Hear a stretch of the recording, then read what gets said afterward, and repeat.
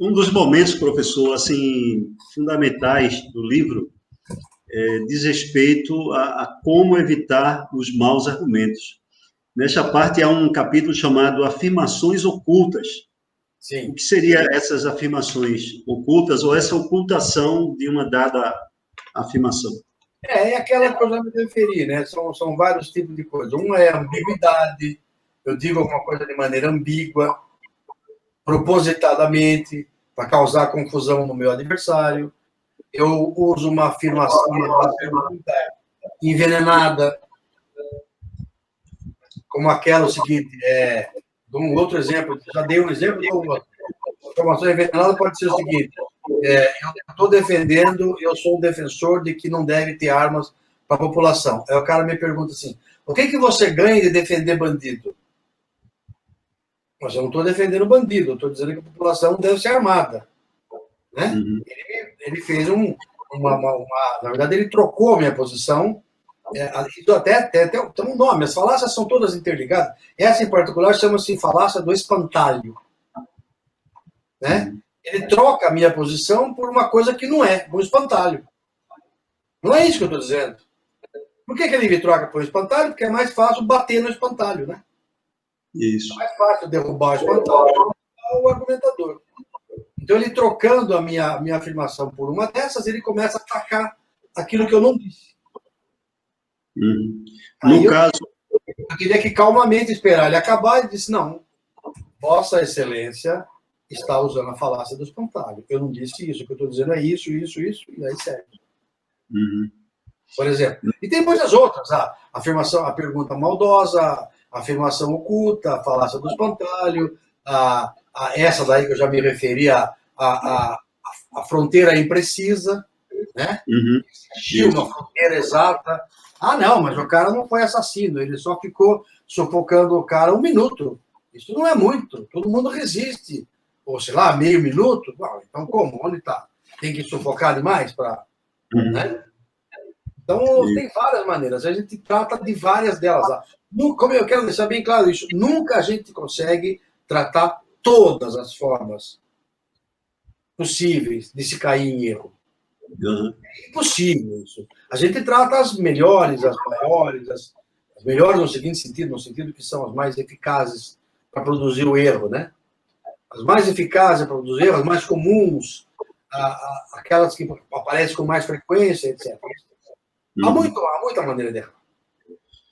No caso, a definição persuasiva é uma ocultação de afirmação, né? Porque está tentando esconder uma afirmação disfarçada ali, né? Exato. É como alguém está num debate da televisão entre políticos e o cara começa assim, bom, o senhor defende o aborto. Já defendeu várias vezes. Aborto, né, todos nós sabemos que aborto é um assassinato de um ser indefeso. Bom, se eu já defini assim, não é mais do que discutir. Né? Não, mas eu estou defendendo o aborto quando acontece um caso de estupro. Mas você já começa que todo aborto é um assassinato, então, a rigor, eu estou defendendo um assassinato. Uhum. Se eu não tomar cuidado, se eu engolir a definição persuasiva, eu já perdi o debate. Né? Eu tenho que tomar muito cuidado como é que a coisa está sendo definida. Né? Como é que a coisa está sendo definida. Se eu ouvir uma definição persuasiva, eu tenho que corrigir. Dizer, não, meu amigo, aborto não é isso.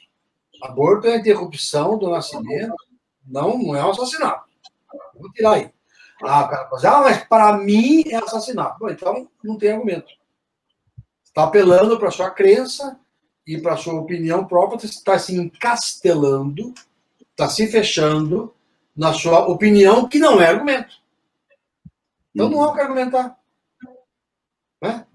O senhor não está querendo argumentar comigo.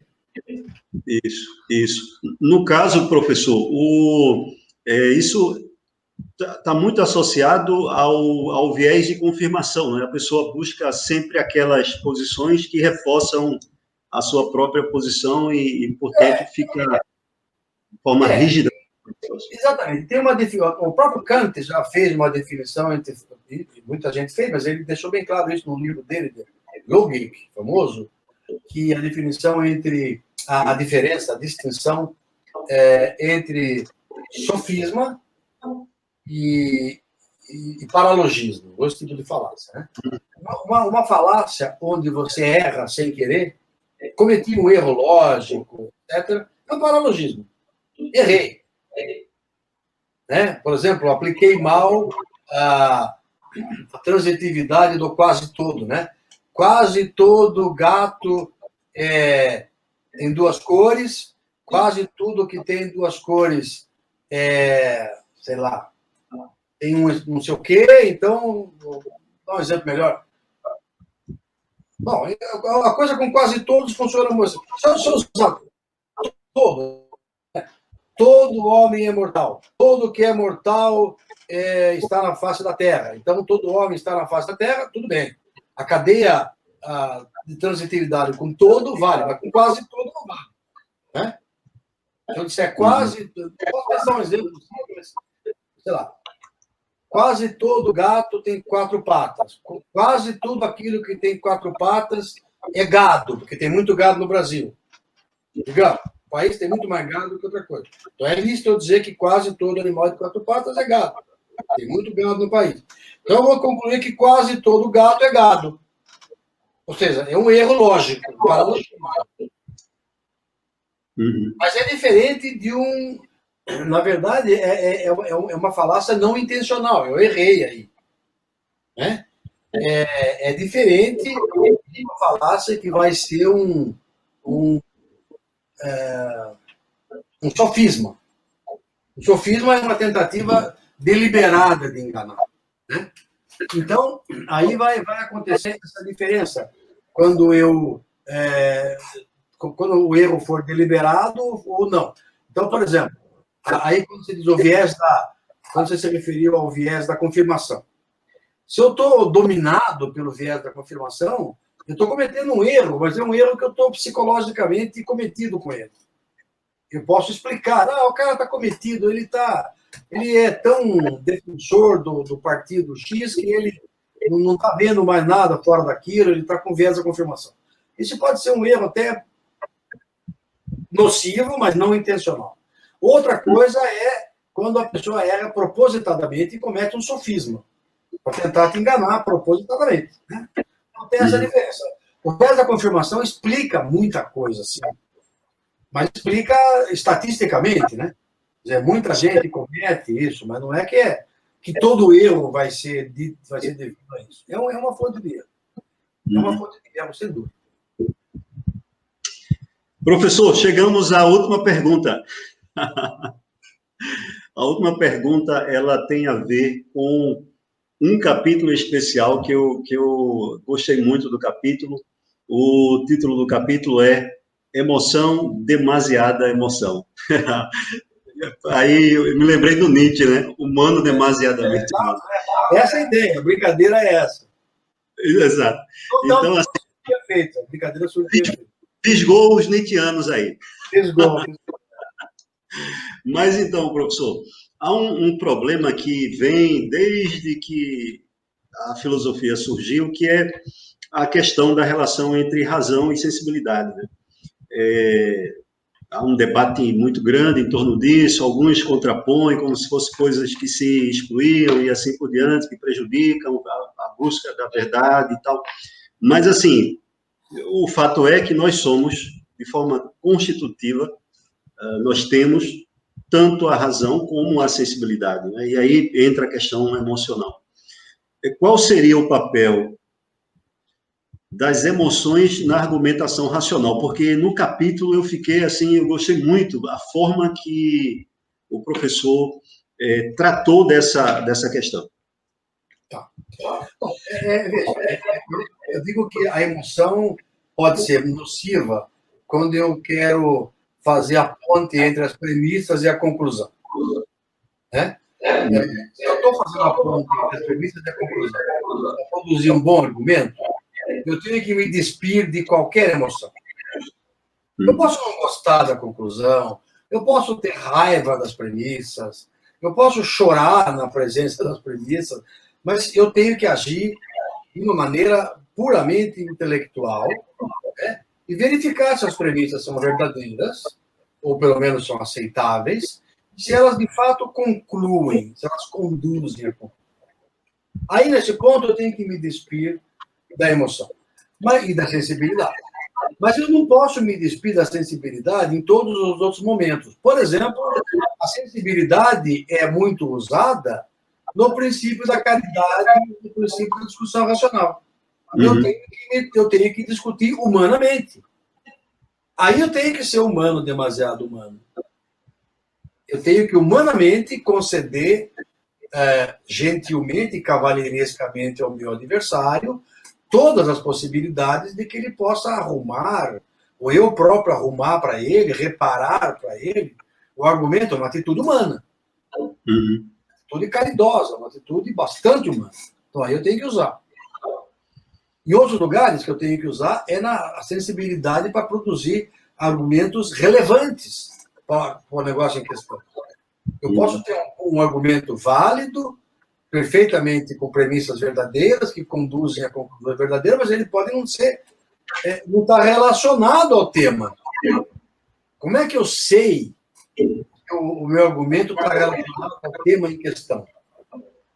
Ora, isso é um assunto muito complexo. Existe uma lógica, uma categoria de lógicas chamada lógicas relevantes, ou relevantistas, que tentam formalizar essa noção de ter a ver, a noção de algo ser relevante ao outro, ou das premissas serem relevantes à conclusão.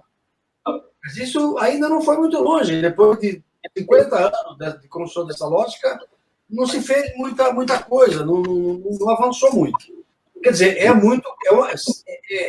quando o assunto não tem solução matemática, nem lógica, é um assunto filosófico. Ainda é uma questão filosófica.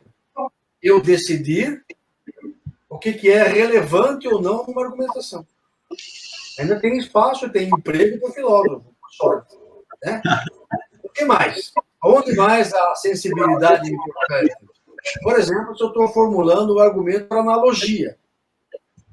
Argumentos por analogia são muito importantes e são usados, são argumentos válidos do ponto de vista da teoria argumentativa, mas não existe uma lógica formal da analogia.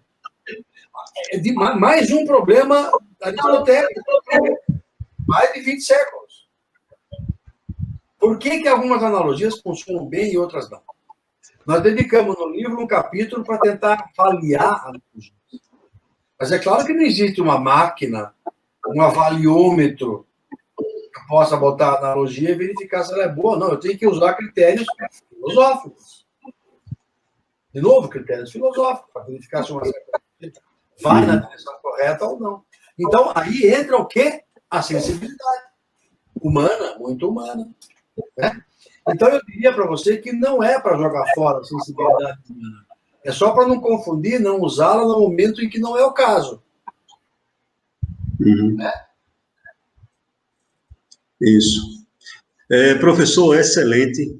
Eu queria só, para gerar assim, a curiosidade, a estimular as pessoas que vão ter acesso a esse vídeo a comprar o livro, eu queria só fazer uma leitura aqui de um trecho pequeno sobre o pensamento crítico, que diz assim: o pensamento crítico devia ser ensinado a todos os alunos secundários. Dominar o pensamento crítico é ser capaz de desenvolver melhor suas potencialidades como pessoa e como profissional. Além disso, o pensamento crítico ajuda os estudantes a compreender melhor as outras disciplinas e a redigir melhor. Só as pessoas autoritárias temem o pensamento crítico. Parece profético, né? Exatamente. Eu não vou nem dizer por quê. Deixo aqui um desafio aos meus ouvintes, os telespectadores, ouvintes, que for olhar, ao que eu estou me referindo? Exatamente. Sim. Escrever com a resposta, ganha um exemplar do livro. Bem, professor, eu gostaria de franquear a palavra ao professor para, de repente, algo que não foi tocado, que, de repente, o professor acha que seja importante ainda nesse momento enfatizar. Fique à vontade. Tá, muito obrigado. Eu acho que as questões que você colocou foram muito bem pensadas. Realmente, eu agradeço e parabenizo pela maneira de como você quer. É importante para mim, enquanto professor, para verificar onde estão os pontos que as pessoas têm dúvidas ou que não estão totalmente claros ou que podem ser conversados. É muito bom. Eu só queria dizer o seguinte, quando dois lógicos como eu e Richard, cujo nome do meio de fantasia é Arf Epstein, ele se chama Richard Arf Epstein, e ele é uma pessoa, um matemático competentíssimo, um lógico competentíssimo, um filósofo muito competente, e quando nós decidimos juntos escrever esse livro, como eu disse, dois lógicos tratando um tema que parecia tão longe da lógica, porque todo mundo que fala em lógica, em argumentação, se refere a um outro tipo de coisa, a uma lógica muito difusa e muito tênue, não era bem assim. A gente tentou usar o modo do rigor da lógica para compor o livro, sem ser chato, sem usar símbolos, sem usar teoremas, e lemas e definições, esse tipo de coisa. Não tem nada disso. É escrito, como se diz, ao correr da pena. Né? Na linguagem cotidiana, ao correr da pena. E a gente tenta deixar claro também que lógica é o esqueleto da argumentação, é o ferro na construção, mas a lógica não se reduz, a argumentação não se reduz à lógica. A argumentação é lógica e mais. É lógica plus. Né? Eu tenho que ter o molho filosófico, eu tenho que ter a dimensão humana para poder fazer argumentação. Não há ainda inteligência artificial que consiga argumentar dessa maneira. Eles conseguem até jogar xadrez, ganhar de todo mundo, jogar Go, ganhar de todo mundo, mas não conseguem jogar esse jogo, que é um jogo, por enquanto, muito humano. Muito humano. Eu acho que é assim que ele deve ser olhado, assim que ele deve ser considerado.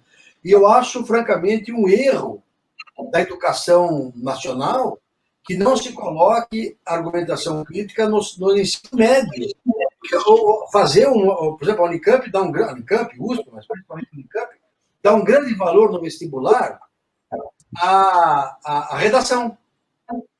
E o que é uma redação, se não um bom argumento escrito, se possível, com estilo? Né? Devia estar no ensino médio. Esse livro, ou o meu livro, ou outro livro, não precisa ser o meu, outros professores poderiam se animar a escrever livros dedicados ao ensino médio, apesar desse aí também já poder ser usado. Né? Tanto pode ser usado que a gente faz na Unicamp uma coisa chamada Ciência e Arte nas Férias, onde os alunos do colégio, nas férias, vão lá fazer esse curso. E fazem maravilhosamente bem. Adoram. Né? Claro que a gente não consegue fazer o livro inteiro em um mês, mas faz os principais pontos e tal, e eles compreendem magnificamente bem. Eu tenho relato de estudantes do ensino da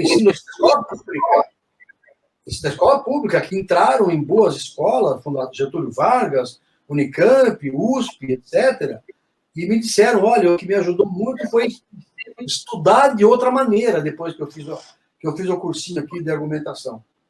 Eu agora estudo de outra maneira, escrevo de outra maneira, penso de outra maneira. É muito terapêutico mesmo. É bastante terapêutico. Eu queria terminar com isso. Bem, professor, chegamos ao fim. Eu, antes de mais nada, gostaria de agradecer imensamente a sua disponibilidade e generosidade. Foi, assim, pay buff, como diz no adágio popular. O professor, eu entrei em contato, o professor gentilmente se dispôs, sem nenhuma dificuldade. Então, Muito obrigado. Foi, assim, um percurso interessante, né? A hora passou e eu confesso que eu ficaria aqui conversando mais, há muito por tratar sobre esse assunto. Muito obrigado. Muito obrigado mesmo.